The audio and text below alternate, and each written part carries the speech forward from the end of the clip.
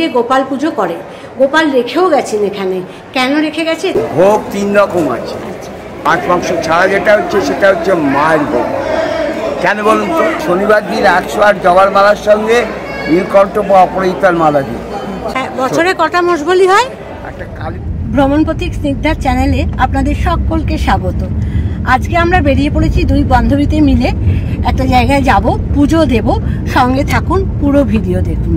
যেখানে মায়ের নাম সেখানে আনন্দধাম, আনন্দম শুধু আনন্দম। চলে এসেছি আজকে কালীঘাট মন্দিরে।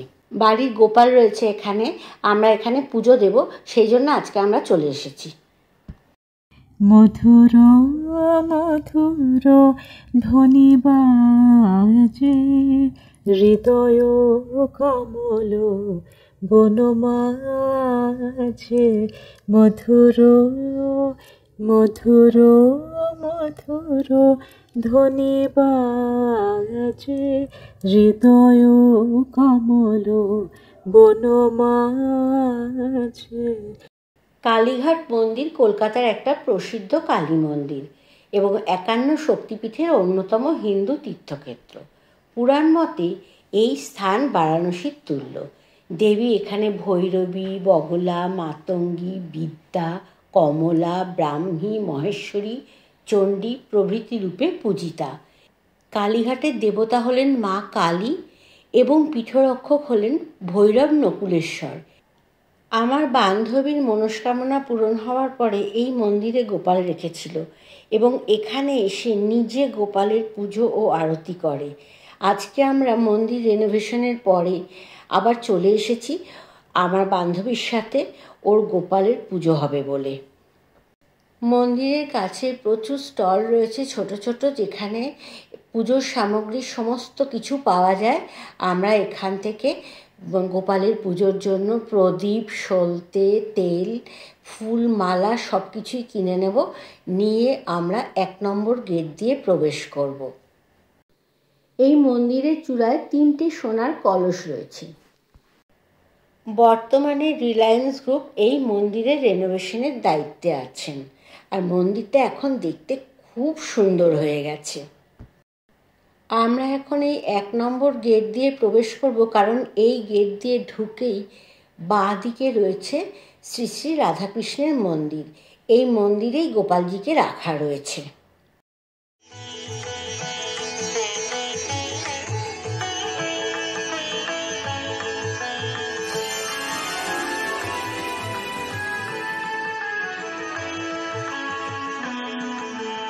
যেখানে মায়ের নাম সেখানে আনন্দধাম, আনন্দম শুধু আনন্দম, আনন্দম শুধু আনন্দম।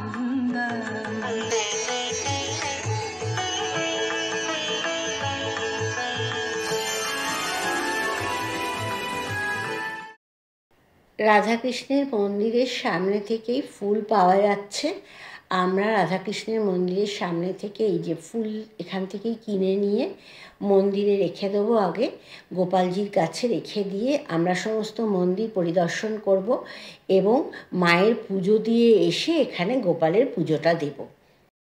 মন্দিরের চত্বরের ভিতরেই রয়েছে এই মা মনসা দেবীর মূর্তি, মনসা গাছের নিচে রয়েছে। এখানে মায়ের নিত্য পুজো করা হয়ে থাকে। ভক্তরা এই মনসা গাছে লাল কাপড়, শাঁখা, পলা, ফুল দিয়ে মায়ের চরণে প্রতিদিন তাদের মনস্কামনা করে পুজো দিয়ে থাকেন। মা মনসা হলেন পৌরাণিক হিন্দু দেবী। হিন্দু ধর্মের মা মনসা হলেন বাসুকীর বোন, ঋষি জরৎকারুর স্ত্রী। তিনি বিষহরী ও পদ্মাবতী নামেও পরিচিত। এখন সময় বিকেল 4:30। মন্দিরে কিন্তু বেশ ভিড় রয়েছে। আগে আমরা দেখে নেব, এখানে কিছু শিব মন্দির আছে। শিব মন্দির দর্শন করে তারপরে এই লাইন ধরেই যাব মায়ের পুজো দিতে। এই মন্দিরের সমস্ত দেবতাগণের ভোগ লাগানোর পরে মায়ের ভোগ লাগে বিকেল 3টের সময়। সকলকে খাইয়ে তবেই মা ভোগ গ্রহণ করেন। এই যে শিব মন্দির, বা বেশ ভালো লাগছে দেখতে।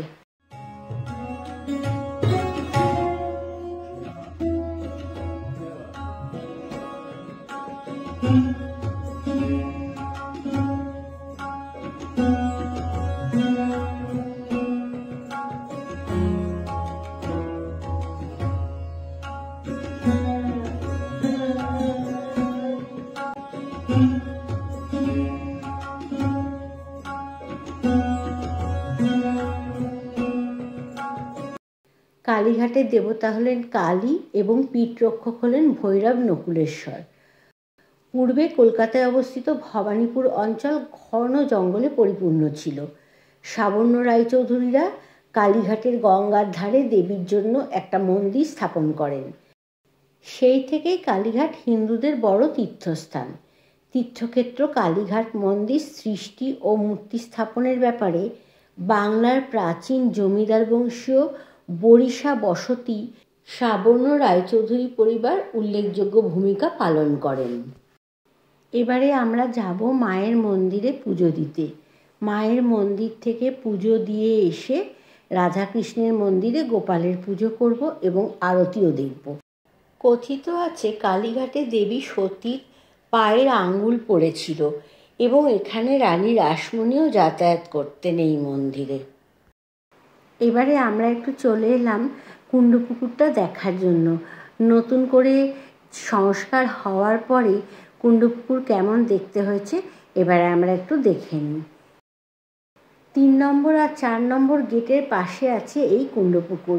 এখানে 10 মহাবিদ্যার 10 দেবীকে টেরাকোটার আদলে কি সুন্দর করে তৈরি করা হয়েছে, খুব ভালো লাগছে দেখতে।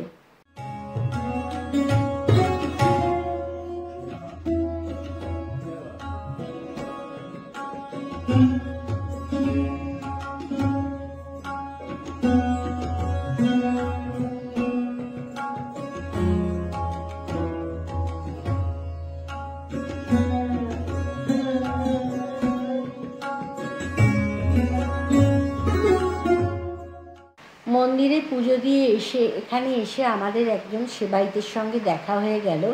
ওনার কাছ থেকে আমরা মন্দির সম্পর্কে কিছু তথ্য জেনে নেব। আমি এখানে 30 বছর আপনাদের সেবায় আছি। সোনার বাক্সে সতীর ডান পায়ে 4টে আঙুল। আমরা মায়ের চরণে মাথা ঠেকাবার জন্য নিয়ে যাই। চরণ বলতে এখানে কেউ কিছু দেখতে পাবে না, মানে পা। আপনার আমার সবার পা আছে, তো মায়ের পা কি দেখবেন, একটা রূপোর পাতে শিবের মূর্তি খোদাই করা আছে। ওর ভেতরে চলটা থাকে কি লোহার পোর্শন অফ দ্য বডি। শিবের মূর্তি খোদাই করা আছে, ওর ভেতরে লোহার বাক্স, তার ভেতরে সোনার বাক্স। সোনার বাক্সে সতীর ডান পায়ে 4টে আঙুল রয়েছে এখানে। সেটা কি কখনো দেখানো হয়? না, দেখবেন না বলেই তো চোখ বন্ধন করে। চোখ বন্ধ করে কি করা হয়? ওটা পরিষ্কার করা হয়, অনুমতির মাধ্যমে চান করানো হয়। ও স্নান করানো হয় অনুমতি, মানে ড্রামেতে সুগন্ধি, মানে সুগন্ধি তেল, গোলাপ জল, গঙ্গা জল, পঞ্চগব্য দিয়ে রাখা হয়। ওই সতীর অঙ্গটা ডুবিয়ে দেয়। এটা কোন দিন করা হয়? স্নান যাত্রার দিন। কখন করা হয়? স্নান যাত্রা যখন পাঁজি অনুযায়ী যে টাইমটা, শনিবার দিন আর মঙ্গলবার দিন। মঙ্গলবার দিন আরে কি পুজো, ওটা বগলামুখী পুজো হয়। যার জন্য হলুদ রঙের গাঁদা ফুল, হলুদ রঙের কলকে ফুল বা চাপা ফুলের মালা মায়ের গলায় দিই। রসমহাবিদ্যা হিসেবে আমরা পুজো করি। আর শনিবার দিন 108 জবার মালার সঙ্গে নীলকণ্ঠ বা অপরাজিতার মালা দিই। অপরাজিতা ফুল কার? শিব আর বট ঠাকুরের। তাহলে এর গলায় দিই কেন? এ হচ্ছে নবগ্রহের গুরুপত্নী। বট ঠাকুরের অধিষ্ঠাত্রী দেবী দক্ষিণাকালী। এখানকার ভোগের সম্বন্ধে একটু বলে দিন। ভোগ 3 রকম আছে। একটা দরিদ্র নারায়ণ সেবা, খিচুড়ি ভোগ দেয়, ভাত ডাল তরকারি দেয়, মাছ মাংস সব দেয়। আর 2 রকম ভোগ আছে, পোলাও, ডাল, শুক্তো, মাছ মাংস আর মাছ মাংস ছাড়া। মাছ মাংস ছাড়া যেটা হচ্ছে সেটা হচ্ছে মায়ের ভোগ। কেন বলুন তো? মা হচ্ছে মায়ের ভোগ। তাহলে এখানে নিরামিষ ভোগ হয়? হ্যাঁ, মা হচ্ছে শাকাহারী। এবারে আমরা দেখে নেব কালীঘাট মন্দিরের যজ্ঞশালা।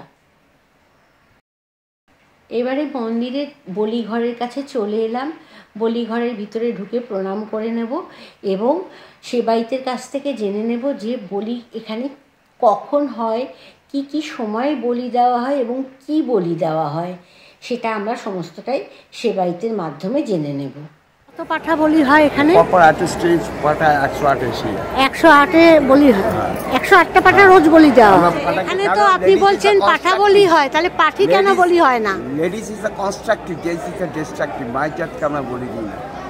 ও, মায়ের জাতকে বলি দেন না বলে এখানে পাঠি বলি হয় না। এমনকি নারকল বলি, ভেজিটেরিয়ান বলি যারা দেয়, আখ, চাল কুমড়ো, শশা, যারা ভেজিটেরিয়ান বলি দেয়, তারা তো এখানে নারকল বলি দেয়। দেখবেন প্রত্যেকটা ডালার দোকানে ঝুঁটিওয়ালা নারকল আছে। 3টে চোখ নারকল, 2টো চোখ খুলে একটা চোখ কভার বাই কর্ন, ওটিতে টিকি, ওটাকে সংকল্প করে এক কোপে ফাটালে ভেতরে যে জলটা থাকবে রক্ত সদৃশ্য করে প্রকাশটা দিয়ে দেওয়া হবে। মা কিছু মনে করবেন না, দিদি কিছু মনে করবেন না, এনারা সংকল্প করবেন কিন্তু ফাটিয়ে জলটা দিতে পারবেন না। মায়ের চাল বছরে কটা মোষ বলি হয়? একটা কালী পূজা, একটা সন্ধি পুজো, দুটোতে মোষ বলি হয়।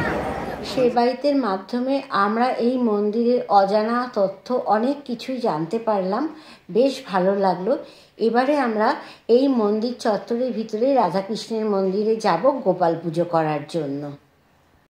রাধাকৃষ্ণের মন্দিরে চলে এলাম। এখানে আছে বিশালাক্ষী দেবীর মূর্তি, ভগবান শ্রীকৃষ্ণ, রাধারানীর মূর্তি, আর আমাদের গোপাল ঠাকুর এখানে রয়েছেন বসে রাধারানীর পায়ের কাছে।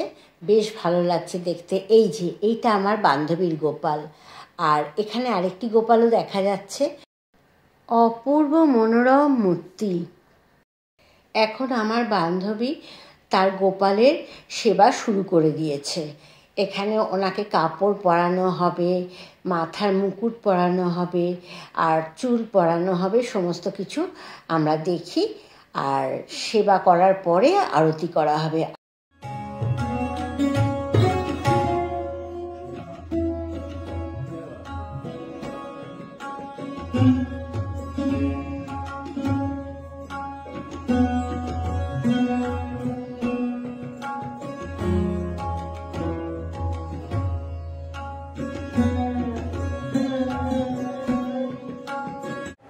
আচ্ছা, আমার এই বান্ধবী এখানে কালীঘাটের মন্দিরে গোপাল পুজো করে, গোপাল রেখেও গেছেন এখানে।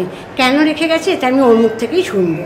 অ্যাকচুয়ালি আমি যখন দ্বিতীয়বার আন্তঃসত্ত্বা হলাম, আমার প্রথম মেয়ে, তারপর আমার ছেলে যখন হওয়ার আগে আমি ঠাকুরের কাছে আমি মানে প্রার্থনা করেছিলাম যেন আমার ছেলে হয়। তা যদি ছেলে হয় তাহলে আমি মানে গোপাল দিয়ে যাব এই মন্দিরে। তা ছেলে হওয়ার পরে তাই আমি মন্দিরে দিয়ে গেলাম। আর কেননা মেয়ে তো আফটার অল বিয়ে দিয়ে তাকে তো শ্বশুরবাড়ি পাঠাতে হবে, আর আমি মনে করি মেয়েরা ঘরের লক্ষ্মী। এখন আমার মেয়ে শ্বশুরবাড়ি চলে গেলে আমার ঘর তো শূন্য হয়ে যাবে, তখন আমি ছেলের বিয়ে দিয়ে আমি আর একটা ঘরের লক্ষ্মী আমি আমার ঘরে আনতে পারবো। তোমার এই কনসেপশনটা কিন্তু আমার খুব ভালো লাগলো। মেয়েদের তুমি মা লক্ষ্মীর সঙ্গে তুলনা করে কি সুন্দরভাবে বললে।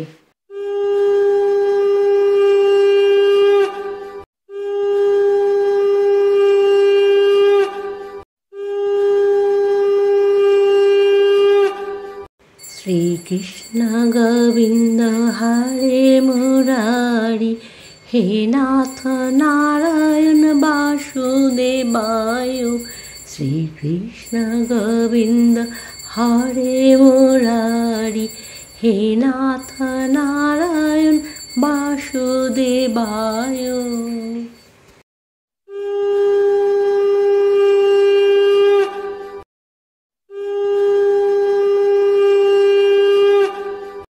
মন্দির খোলা থাকে প্রতিদিন সকাল 5টা থেকে দুপুর 1টা পর্যন্ত, আর বিকেলবেলায় 4টের থেকে রাত 8টা পর্যন্ত। যেখানে মায়ের নাম সেখানে আনন্দ ধাম, আনন্দম শুধু আনন্দম। এই মন্দিরে কিভাবে চলে আসা যাবে সেটা একটু বলে নিই। কলকাতার যে কোনো প্রান্ত থেকে কালীঘাটের বাস পাওয়া যায়। এছাড়া যতীন দাস পার্ক বা কালীঘাট মেট্রো স্টেশনে নেমে এখানে চলে আসা যাবে। মন্দিরে বিনামূল্যে প্রসাদেরও ব্যবস্থা রয়েছে। আমার এই ভিডিওটা শেষ পর্যন্ত দেখার জন্য আপনাদের জানাই অসংখ্য ধন্যবাদ। আপনারা সবাই ভালো থাকবেন, সুস্থ থাকবেন। ভিডিওটা আপনাদের কেমন লাগলো আর গোপাল পুজো আপনাদের কেমন লাগলো সেটা যদি জানান খুব ভালো লাগবে আমার। যেখানে মায়ের নাম সেখানে